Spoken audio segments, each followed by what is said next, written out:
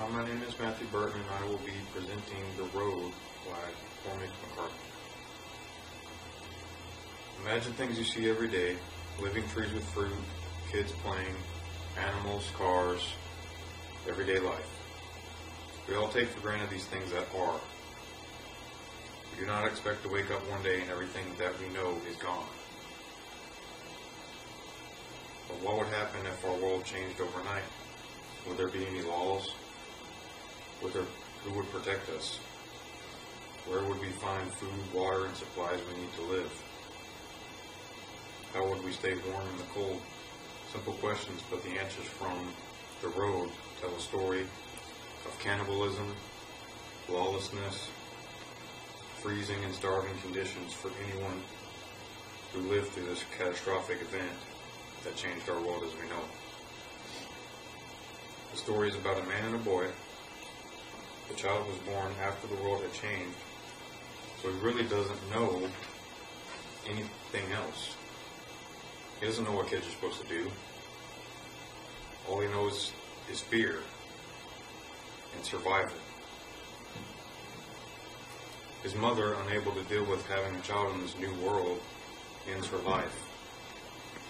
So the struggles of keeping the boy alive fall on his father. The question becomes, when the world as you know it changes completely, will human compassion still exist? Will good still win over evil?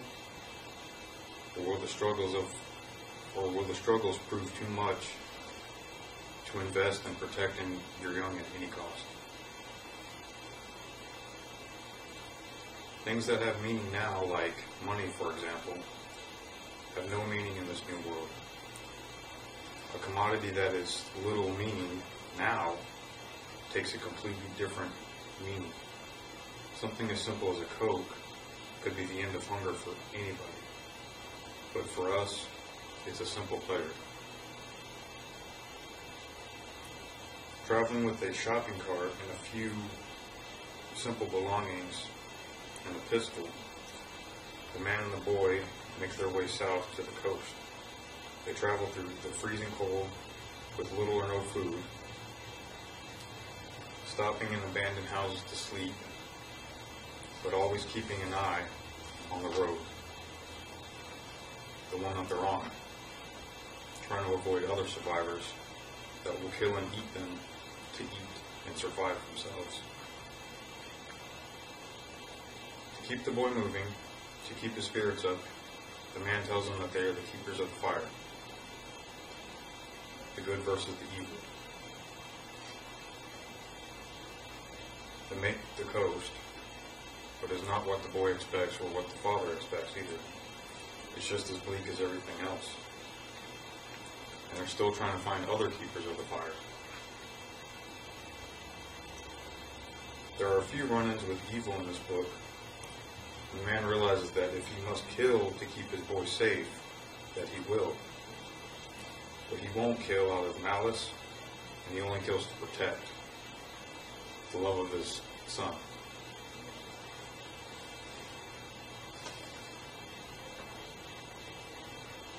The man struggles with the situation he's in with his son.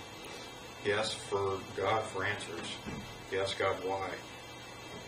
This is a question I think any of us would ask in the same situation. The book is written in an uncommon sentence structure with very little punctuation, one-line sentences and very short paragraphs. It is stark, and the life of the man and the boy are the same way, stark and simple.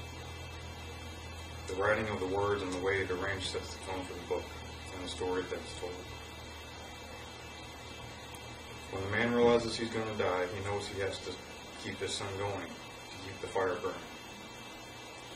He tells his son that he will always be there to talk to him, and he will always hear him. He's trying to prepare him to take care of himself.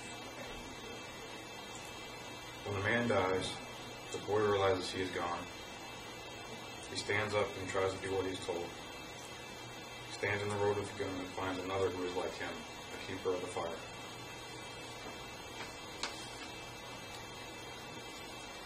I believe the man did invest in the child.